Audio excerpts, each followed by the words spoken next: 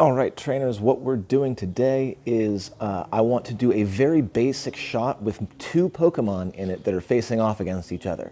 And I'm going to do this by taking two pictures that are going to be basically identical and then using Photoshop to overlay the images on top of one another. Now, to do this easily, it's important that I get consistent shots because I don't want to mess with the shots too much. The more similar they are, the better. So what I'm going to do is I've got this sort of locker room scene here at the school I work at, and I want a Machop and a Tyrogue facing off against each other in this little locker area. So what I'm going to do is I'm going to start by saying I want the Tyrogue to be, we'll say there. I'm using that piece of bark to show where the Tyrogue's going to be. Maybe a little bit further away. The Machop will be sort of at an angle here. So the two of them will be facing each other. Now, the camera, I'm going to be, I kind of want to sort of be over the Machop's shoulder. I'll be right about here. So I'm going to put a thing there that shows where the camera is supposed to go. It's going to be a little bit more complicated than that, but I think this is a good start. Find Machop.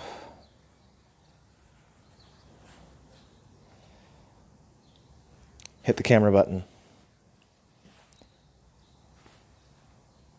So there is the piece of bark that I dropped. Once again, I am putting the camera straight down and I'm dropping.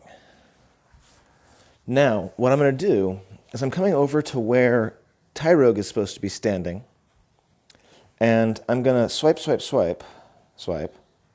get it to turn and face me. So now it's facing where Tyrogue is going to be standing. Now I'm going to go over to my spot. And what I really need now is a good perspective. So I'm going to lean down a little bit. And that very last locker that you can see right here, I'm putting the lock in that little question mark. And that's going to be how I line it up in the future.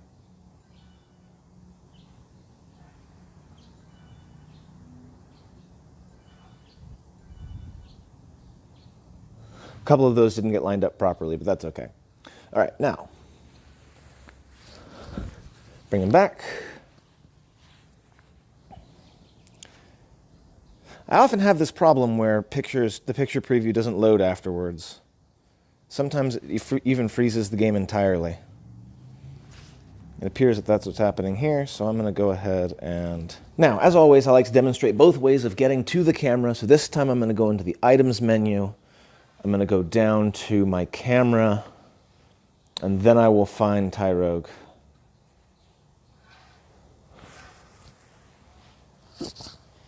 Make sure I'm in a safe location, and here I am again. Okay, good. So here's the piece of bark that I had set for where Tyrogue's going to stand. I line it up, and I drop. I head back to the piece of bark that was Machop, and I swipe, just to make sure that we're in the right spot. I go back to my position.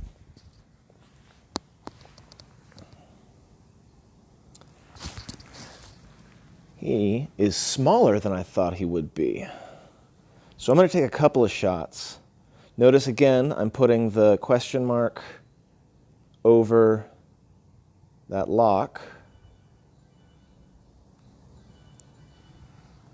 That was a really cool flex. I'm going to try just really quick, because I'm not 100% on that. I'm actually going to place Tyrogue a little bit closer. I didn't expect him to be so small. So let's try it from a little bit closer as well, and we'll see which one ends up being the better one.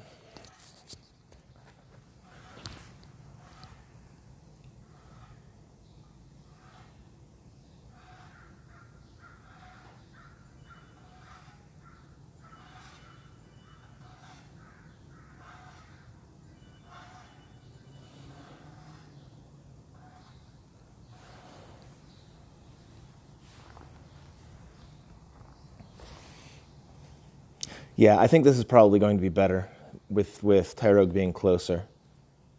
But we'll see. Okay, so that's it for the picture taking part.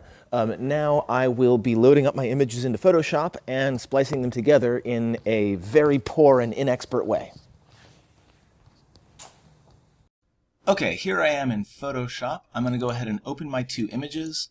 Now don't worry if you're not an expert in Photoshop. I am definitely not an expert in Photoshop. In fact, the things that I'm about to do are going to be very basic and possibly are not the best way to go about things. So here I have my two images.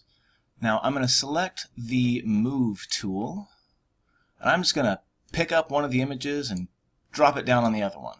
Line them up. So now I have two images, one on top of the other. I can minimize this. It's not important anymore.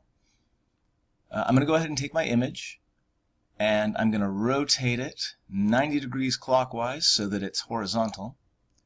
Now, down here I've got my two layers. The background is the layer that Machop is in. Layer 1 is the layer that Tyrogue is in. You see, if I make layer 1 invisible, as you can see, my shots aren't quite lined up. So I need to fix that. So I'm going to hold the Control button and select both layers. And once I've selected both of my layers, I'm going to go up to the Edit menu and go down to Auto Align Layers. I'm going to leave it on auto, and I'm going to hit OK. So now what that's going to do is it's going to distort both images so that now they're very, very similar. You see there's still some distortion right around the top lockers, but I'm only interested in Machop, and the area around Machop seems pretty good. So here's my next step.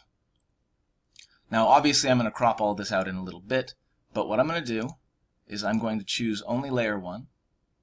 I'm going to go up to the Layer menu. I'm going to go down to Layer Mask, and I'm going to click on Reveal All. What this is going to do is I'm going to use a paintbrush to reveal Machop. So I'm going to go up to my paintbrush, and I want a paintbrush that's nice and big, probably 75 pixels, and I want it to be really soft, so I'm going to leave the hardness at 0. And then you'll see as I'm going that this will slowly reveal Machop. I want to make sure to get that shadow. And I'm sticking close to Machop because I know that the further out I go from Machop, the more distorted the background is going to be. Now that the two are together in frame, the next step is to go to Layer and flatten the image so that it's all one image. And then we crop it. Now, I usually post on Instagram, which are square photos, so I'm going to hold Shift down, so I'm going to go up to the rectangular marquee tool, and I'm going to hold Shift down as I create my selection so that it remains a square. Set it right there, and crop. Zoom into 100%.